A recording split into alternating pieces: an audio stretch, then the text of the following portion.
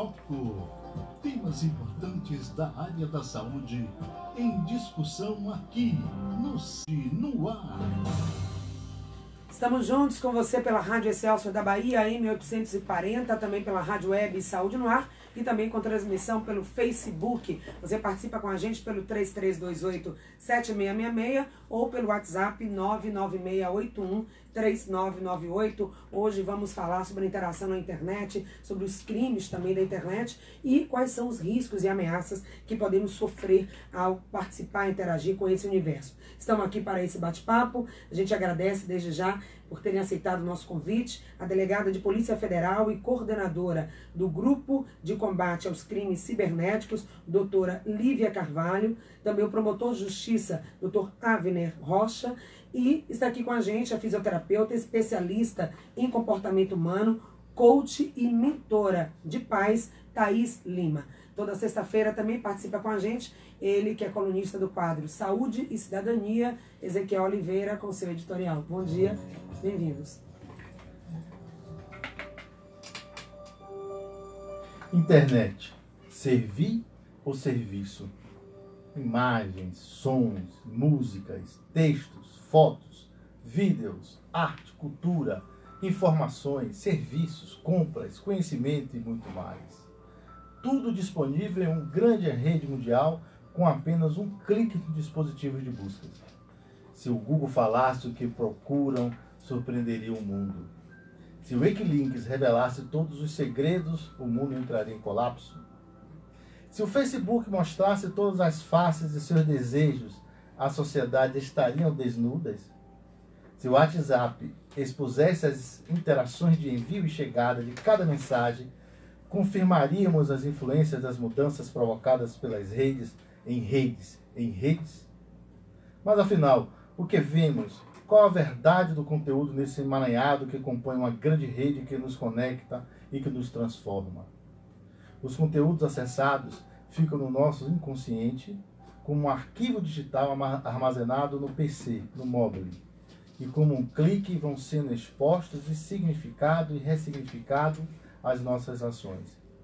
O que compartilhamos tem parte de nosso inconsciente, da nossa verdade. O que buscamos tem parte de nossos anseios, limitações e desejos. A cada clique uma exposição. A cada clique uma magia para uma criança. A cada clique o conhecimento, a informação. Usar a grande rede para a construção de uma sociedade saudável e próspera é o que realmente deveria conduzir os múltiplos cliques. Investigar os conteúdos na luz da verdade, bondade, necessidade, responsabilidade social, consumo consciente e sustentabilidade nos fará forte com as leis e fortaleceremos a rede da luz, pois esse é o propósito da internet com seus múltiplas interações. Afinal, o que você acessa é luz em transformação expansionista? E agora eu faço uma pergunta para abrir nossa roda de conversa. A doutora Lívia, a doutora Avner e a doutora Thaís. O que os nossos filhos acessam na internet e quais são os seus impactos? Bom dia, doutora. Bom dia, Ezequiel. Bom dia, ouvintes. É um prazer estar aqui com vocês. E acho que esse tema é um tema extremamente atual, de preocupação de todas as famílias, da sociedade como um todo. Quanto mais debatermos, melhor, mais esclarecidos ficaremos, mais atentos, né? Então, eu inicio a resposta a esse questionamento da seguinte forma. Ouvi há cerca de 2 anos uma educadora falar o seguinte. Ela iniciou a palestra com a seguinte comparação. No tempo da nossa infância, as crianças, os jovens, estavam nas ruas brincando de esconde-esconde, brincando de futebol, brincando de carrinho de rolimã, ou o que quer que seja, nas ruas, seja embaixo de casa ou nos playgrounds de casa. E as famílias tinham uma preocupação com o horário, ou com o momento do lanche, ou com quem é que aquelas crianças estavam brincando ali naquela comunidade. Ou seja, havia uma preocupação familiar com os limites para aquela relação, aquele relacionamento de suas crianças, de seus jovens. Hoje, você pouco vê essa realidade E os jovens hoje estão dentro de suas casas, nos quartos, provavelmente muitas vezes fechados, e as famílias estão tranquilas, porque os jovens estão em frente do computador, na internet, e aquilo transmite uma sensação de segurança. Quando, em verdade, eles estão ali num mundo, enfim, sem limites, né? E acho que é exatamente essa preocupação que as famílias precisam começar a... Já passou do tempo de ter. Então, acho que essa é uma boa discussão para a gente. Doutor, primeiramente, bom dia aos presentes, aos ouvintes. É com satisfação que venho aqui em nome do Ministério Público tratar de um tema tão sensível e parabenizar o programa, porque para o Ministério Público uma das formas mais eficazes de combater os crimes cometidos na internet é a informação. E se esse tema é da Baixada, chega às famílias, tenho certeza que mesmo que uma criança seja tocada ouvindo aqui o programa, a gente está satisfeito, a gente está combatendo os crimes cibernéticos. Como a doutora falou, hoje a internet é um mecanismo de acesso irrestrito, né? Uma criança ela não tem tido controle dos pais, embora muitas vezes tenha uma faixa etária em um programa, em um aplicativo que delimite quem é que deve ser permitido usar aquele aplicativo ou não. Só que cai muito na responsabilidade dos pais, né, de fiscalizar.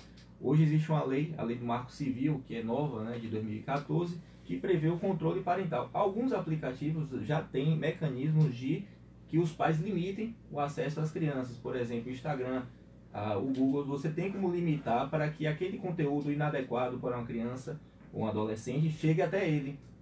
Então, é preciso que se invista na utilização desses mecanismos, que é o chamado controle parental. E tenho certeza que se a polícia, o Ministério Público, o Estado tiver atenção a essa temática, ao combate aos crimes cibernéticos, muitos desastres, né, como o caso do Suzano, deixem de ocorrer. Bom dia a todos os ouvintes, bom dia a todos que estamos aqui juntos, contribuindo para o programa. E como o colega falou, quando a gente consegue tocar algumas famílias, uma criança, um adolescente, quem quer que seja, já é uma grande contribuição. E hoje é uma missão para mim contribuir na vida dessas famílias, na vida dessas crianças, desses adolescentes, como uma pessoa que vem estudando para isso, porque a pergunta que não se quer calar hoje é como é que a gente pode viver conectado de uma forma harmoniosa e saudável, né? Como que a gente pode estar dando subsídio de base familiar para preparar as nossas crianças e os nossos adolescentes para conviver com isso, porque eles nascem nesse meio. Para nós é uma adaptação, talvez, para muitos de nós da nossa geração, como a Lívia iniciou o programa. A gente não teve essa realidade na nossa infância, mas eles já tiveram. E agora cabe a nós preparar eles para conviver com isso de uma forma tranquila, saudável, trazendo os valores para a nossa família. Eu costumo dizer que tudo é fonte de grandes aprendizados. A internet, ela está aí para nos conectar, para saber utilizar de grandes benefícios, mas também o aprendizado como que eu posso utilizar da internet, inclusive para preparar os meus filhos a serem mais maduros, crescer mais firmes até. Então, por exemplo, pegando o gancho da Mono, eu peguei os meus filhos e falei, vem cá, ali é um momento de ensino, ali é uma grande oportunidade que nós temos de não entrar no pânico coletivo, como a maioria das pessoas entram, das famílias, mas pegar as nossas crianças, os nossos adolescentes e dizer, vem cá, vamos sentar aqui, o que é que a gente pode aprender com isso aqui? Então, uma das coisas que eu sempre falo para os pais, dentro dos meus grupos, das minhas rodas de conversa, das mentorias que eu faço, aproveitem e preparem eles. Se está falando sobre o suicídio, é o momento de falar sobre o suicídio e falar que isso não é para eles. Se está falando sobre uma mutilação, é momento de falar sobre a mutilação com as nossas crianças, a depender da idade, que se entenda dentro de uma linguagem que eles consigam entender, como também os adolescentes, que aquilo não é para eles. E se eles tiverem uma base de valor da família e tiver a família paralelo, juntos ali de mãos dadas, eles não vão cometer os crimes. que tantos estão fazendo, muito mais pela fragilidade emocional e dessa base. Esse é o nosso propósito. Tá, então, né, ouvimos a opinião de todos e ampliamos também aqui essas falas para os nossos ouvintes que também participam de forma ampliada dessa mesa com suas intervenções, suas dúvidas, seus questionamentos, né, suas angústias também. Carlos Prazeres, o primeiro está aí participando com a gente lá do bairro da Liberdade, depois aqui pelo WhatsApp tem também a pergunta da Ananda lá do Imbuí. Primeiro você, Carlos, que já está na linha. Bom dia. Olá. Bom dia, Patrícia, com essa bela mesa redonda aí, como sempre eu destaco, né? Cercada por esse casal santo aí, Patrícia e Ezequiel. Patrícia, que bom, né? Porque no programa do Almir eu tentei falar, mas não consegui. Se tinha a Polícia Federal lá, eu ia tratar desse assunto, mas agora Deus manda pra gente aí, você com esse programa que está tratando da saúde da sociedade, né? Que é educação não das crianças, mas dos pais, né? Porque eu brinquei no meu passado, lá uns 50 anos atrás, de fura-pé, que parecia perigoso, mas era mais saudável do que os brinquedos de hoje. De guerreiro, de pegar, de correr, quer dizer que estava a cabeça e o corpo. Hoje em dia, os brinquedos estão atrofiando a mente da criança e os pais estão aplaudindo porque o seu filhinho está quietinho. Está quietinho com esses jogos de violência que eu tive um sobrinho meu que eu chamei a atenção, e depois do caso de Suzana, ele disse para a mãe, minha mãe, tio Carlos estava certo, e ele eliminou o jogo que ele usava revólver, usava metralhadora, interagia com os colegas, dizia, matei! Poxa, e os pais estão achando bom isso, então parabéns a vocês aí, eu quero que vocês têm que ir no âmago, né, para que os pais acordem, porque se a Polícia Federal tem meios de ver quem está por trás desses jogos, né? Que, inclusive, eu chamo a atenção porque até quando você entra numa pesquisa, mesmo os pais bloqueando, entra numa pesquisa religiosa, entra lá como Jesus Cristo, quando abre uma desgraça, porque os caras tentam manipular. Se a Polícia Federal está capacitada e preparada para ver quem está por trás e punir. Um abraço e Deus abençoe a vocês e um bom final de semana. Obrigada, Carlos, que deixa aí a pergunta diretamente para a Polícia Federal. Aqui a nossa convidada é a doutora Lívia, que vai responder você. E eu já coloco aí no bojo disso, dessa pergunta, a pergunta da Ananda, lá do Imbuí, quando ela diz, um pai pode ser responsabilizado por não usar das ferramentas de segurança e de bloqueio? Enfim, mas primeiro... Excelente pergunta. Bom também. Vamos por partes. Respondendo primeiro ao Carlos, a Polícia Federal está preparada sim.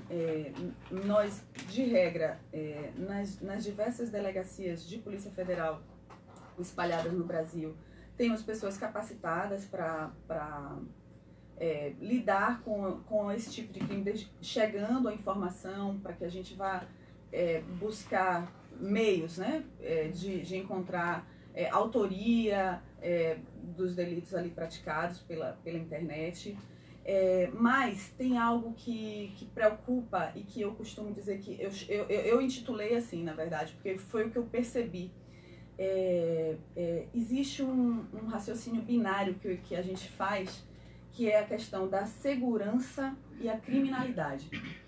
E aí, quando eu falo da segurança, eu estou falando da segurança da rede, da segurança dos dados ali em curso, né? O que a gente percebe? Por exemplo, a Deep Web. A Deep Web, não sei se vocês... Você vai falar para os ouvintes, né? Exato. Mas a Deep Web é uma rede que se tem acesso, muitas vezes, para praticar crime, mas onde você foge da identificação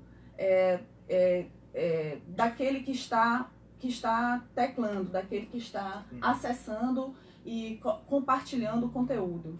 A Deep Web, ela foi algo inventado, assim, bastante interessante isso, anos atrás. Com que finalidade? A Deep Web, ela foi inventada para que jornalistas, me parece que da China, conseguissem acessar conteúdos sem que pudessem ser identificados pelo governo ditatorial.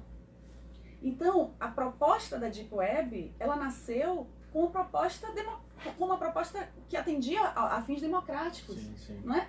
Então, você percebe que o objetivo da Deep Web não foi ruim. A criação da Deep Web foi para uma coisa positiva, para que aquelas pessoas que se sentiam tolhidas da liberdade pudessem ali acessar determinados conteúdos sem que o governo fosse condená-los ou enfim.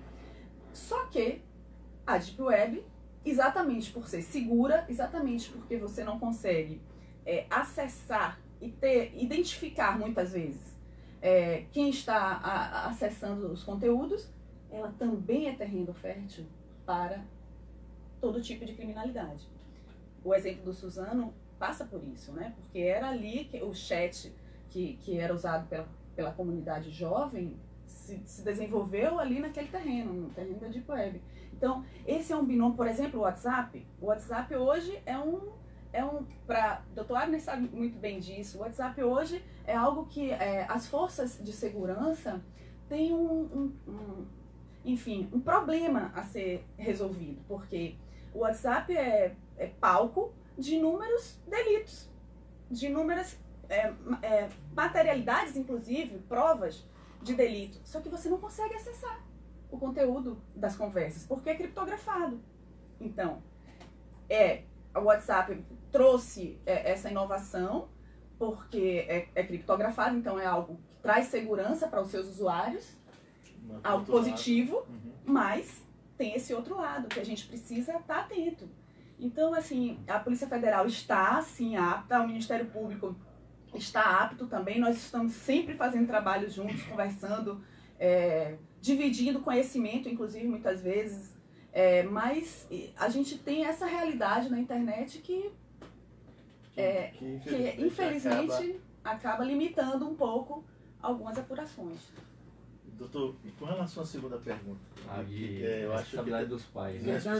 Se um pai pode ser responsabilizado por não aplicar aquilo que você falou no início da sua fala, né? Que tinha mecanismos de frear. Se o pai não faz, ele pode ser chamado à responsabilidade? Primeiro a gente tem que separar a responsabilidade civil da criminal, né? Quando um menor, uma criança ou adolescente comete algum ato infracional, quem responde é ele. A gente não pode transferir para os pais o ato, que na verdade é um crime, só que praticado por menor, para os pais. No entanto, o Código Civil, se me permite, ele fala, né, que, artigo 1637, se o pai ou a mãe abusar de sua autoridade, faltando aos deveres a eles inerentes, cabe ao juiz, requerendo algum parente ou o Ministério Público, adotar a medida que lhe pareça reclamada pela segurança do menor e seus haveres, até suspendendo o poder familiar quando convenha. Ou seja, se é dever do pai a criação e a educação. Se o pai está faltando com isso, cabe-se medida civil contra esse pai que está sendo negligente, né? E isso precisa ser identificado para que chegue até o Ministério Público, seja pelos próprios parentes, pelo Conselho Tutelar, para que adote alguma medida judicial, né? Muito bom. Eu quero passar para a Thaís, porque tem inclusive perguntas aqui para ela, mas antes, Lívia, voltar aí a doutora Lívia, quando ela falou, os pais às vezes deixam a criança, eles estão lá no quarto, e aquela sensação de segurança, que está tudo bem, por isso que eles permitem, mas na verdade, o que passa por esses pais? Eles acreditam sim que eles estão seguros, porque pode estar aí no consciente coletivo desses pais, de que há alguém, há alguma instância, há alguma instituição dando conta disso também, né? E que esse combate aos crimes está sendo feito de forma efetiva. Então, às vezes, essa sensação de segurança que não é possível que vai ser acessado dessa forma. Olha o que o Carlos Prazeres deu exemplo. Você procura Jesus e pode vir de tudo. Eu já tive experiência com isso. Nosso filho com 5 anos de idade, que gosta muito de bicho, ele colocou uma vez amor com os animais e veio de tudo. Vocês possam imaginar. Porque se você coloca essa frase, amor com os animais, imagina, a gente pode aqui imaginar o que ele pode ter visto, pode ver assim, o que é isso. Mas você botei amor com os animais, porque eu gosto de bicho, foi isso que apareceu. Então como é que a gente controla isso? Às vezes não pode dizer, bom, eu não imagino que isso vai acontecer, porque tem alguém que está controlando algum órgão, alguma instância. Não tem como controlar. Infelizmente não há uma bola de cristal digital que a gente consiga... Imagine, a internet é um mundo, a cada link daquele, cada clique abre um universo, né? Então, nenhum órgão. Assim, existem alguns órgãos que conseguem, sim, órgãos inclusive paraestatais, que conseguem sim fazer algum tipo de filtragem para alguns conteúdos específicos, mas apenas para aqueles conteúdos específicos. É importante, como a doutora falou, se muitos pais tiverem curiosidade, é só entrar no site da Serfenet, né? Lá tem uma explicação de como fazer esse controle de alguns aplicativos. E é bem didático e trata diversos temas sobre crimes cometidos contra a criança e por criança no meio digital. Mate, deixa eu aproveitar aqui. Desculpe. Não, fale, Thaís. Mande. Você estava querendo falar e eu falo depois, anotei. Não, pegando aqui, que bom que a internet está dando para os pais esses caminhos mais práticos em relação, da mesma forma que as crianças e os adolescentes acessam os aplicativos, os pais também podem acessar bons aplicativos para este controle, mas o equilíbrio e o limite, a segurança, nós precisamos não transferir para nada nem para ninguém, nem para aplicativo nenhum. Essa segurança nós precisamos ter em mente de buscar essa segurança dentro de casa. Então, muitos pais perguntam, Thaís, como é que eu faço isso? É um desafio mesmo. Mas a partir do momento que eu escolhi ser mãe e ser pai, eu preciso colocar dentro da minha agenda de trabalho, de afazeres, de cansaço, de preguiça, de tudo. Eu preciso colocar este papel que eu escolhi ser mãe e ser pai. Então eu falo para os meus amados pais queridos, que eu amo muito, e quando eu não falo de julgamento, eu não falo criticando em hipótese alguma, mas acolhendo mesmo, eu vivo esse desafio também. Mas assim, nós precisamos estar juntos.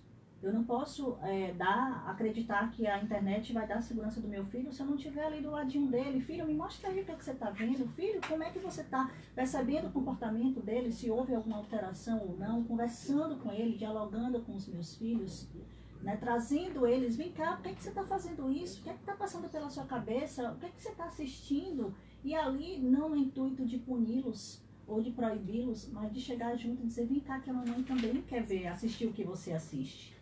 Isso é um caminho, né, de trazer essa segurança. Vai lá, se quiser que é rapidinho. Depois aqui as interferências dos nossos ouvintes. Agora eu vou falar enquanto físico, não como colunista. Tudo na vida tem uma interação. Se você olha para um objeto, você está completamente interligado com aquele objeto, observador e observado. A física quântica fala disso também. No momento que você olha um vídeo, ele está te olhando, ele está entrando no seu inconsciente. Tudo, absolutamente, vira uma hipnose. 3 minutos é o suficiente para você estar hipnotizado, seja lá o que for que você esteja vendo.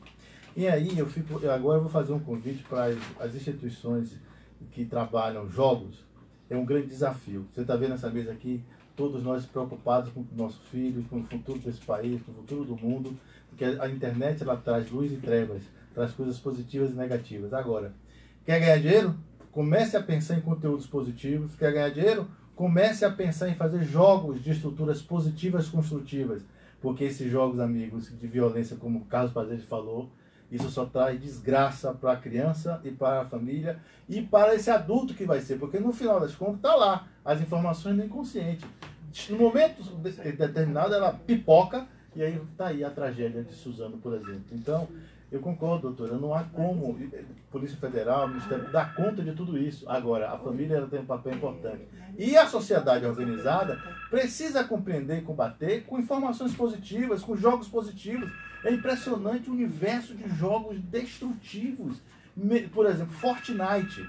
O Fortnite é um dos que mais faturam, para 12 anos, mas a quantidade de violência que tem naquilo. Nosso filho de 10 anos, 9 anos, é um sacrifício para que ele não fique jogando o tempo inteiro, a gente está ali. Então, isso deve ser não só uma preocupação minha de Patrícia, mas de um monte de pais de que encontra isso.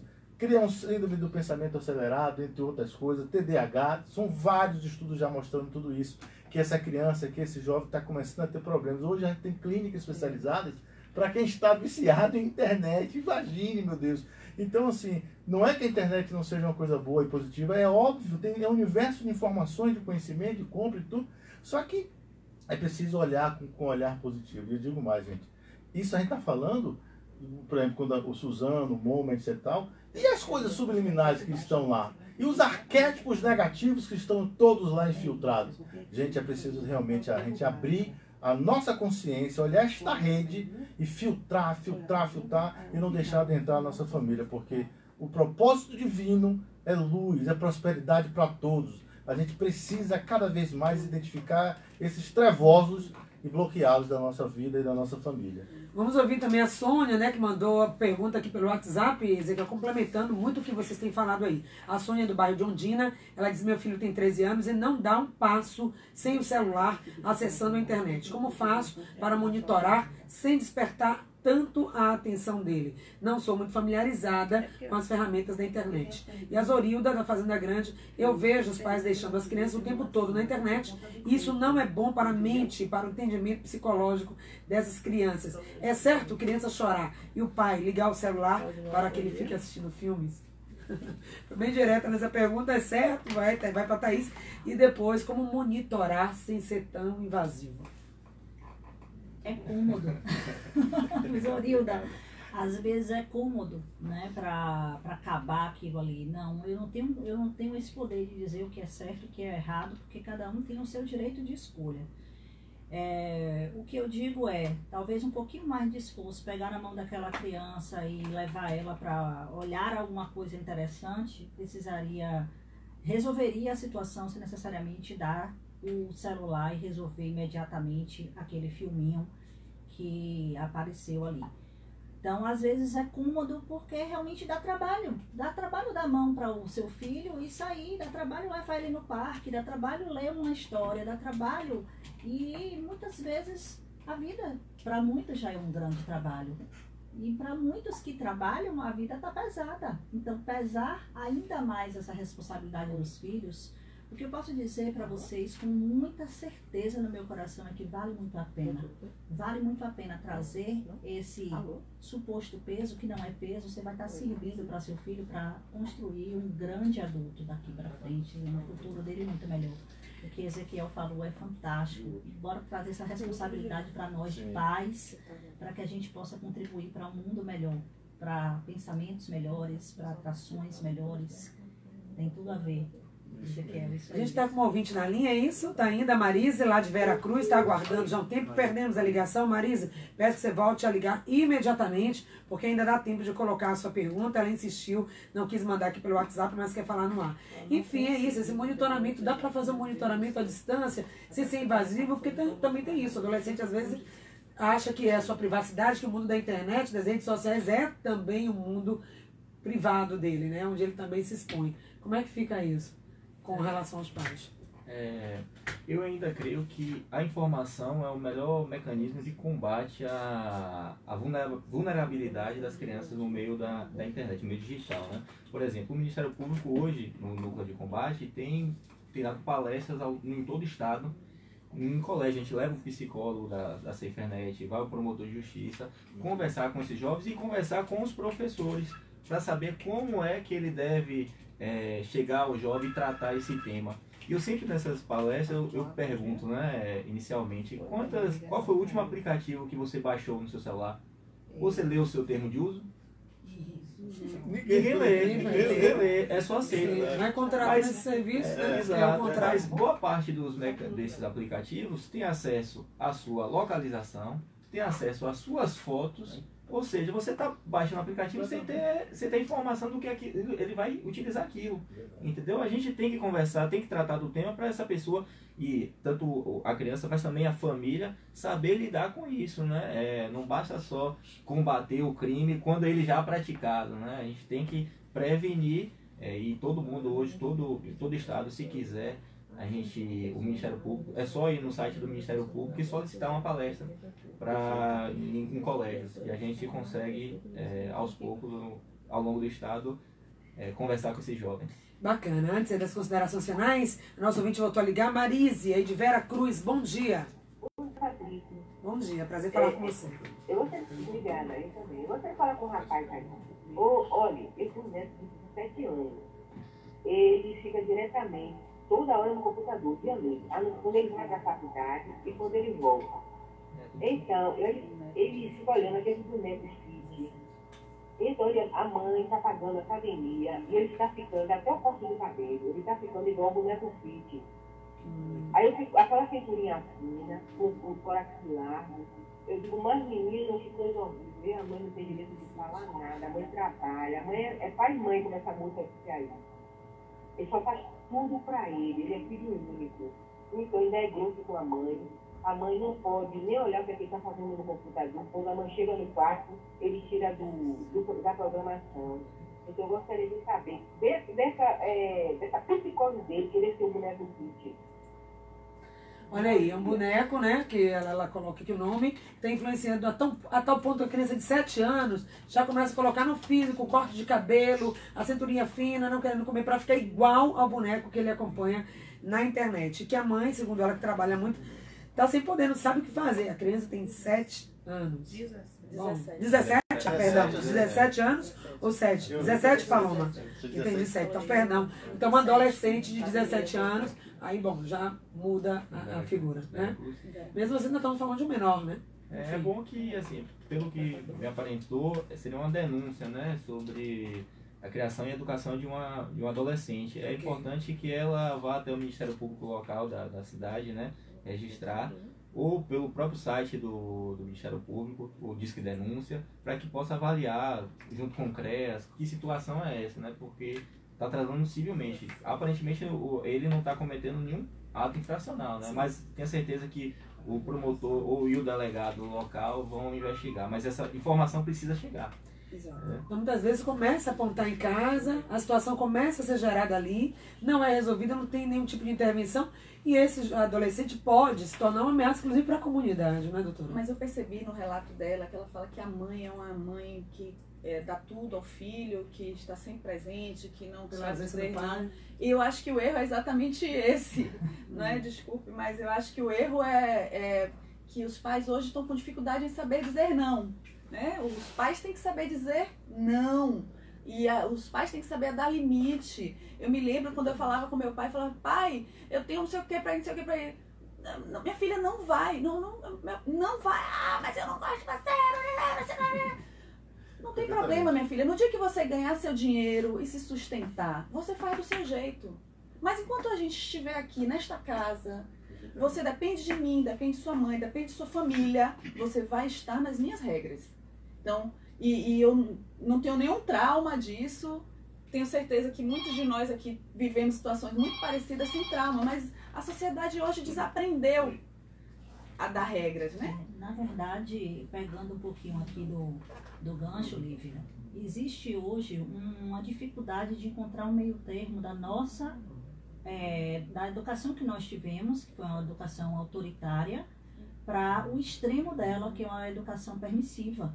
Então, hoje, todas as novas abordagens que vem trazendo, e eu trabalho muito isso, baseado na disciplina positiva, comunicação não violenta, parentalidade consciente, tem várias abordagens, programação neurolinguística fala muito isso, a nível de ciência, como que o nosso cérebro pode estar trabalhando dessa forma, trabalha exatamente para trazer esse meio termo, porque as crianças e os adolescentes também, eles não estão mais aceitando o que nós, a submissão, mesmo porque eles não têm isso como exemplo.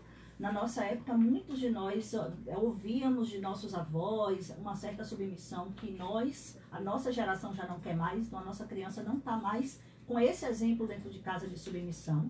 Então, quando o pai fala com autoridade, ele vai para cima, porque na verdade ele quer dizer assim, eu existo aqui.